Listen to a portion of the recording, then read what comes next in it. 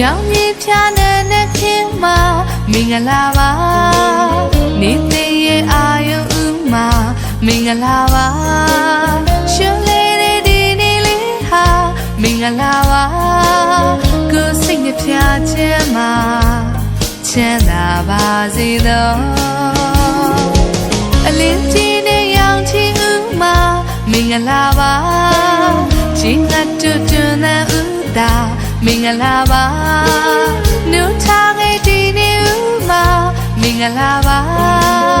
ကိုယ်စိတ်နဲ့ဖြာခြင်းမှာချမ်းသာပါစေသော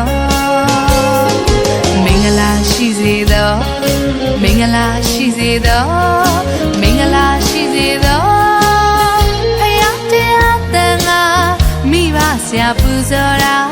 အာယုဥနဲ့နဲ့ခင်အစဉ်ကောင်းကြီးမင်္ဂလာတော့ကြည်စုံပါစေသောလူတိုင်းချက်တီပေါင်းနဲ့ခညောင်ပါစေသောမင်္ဂလာရှိစေသော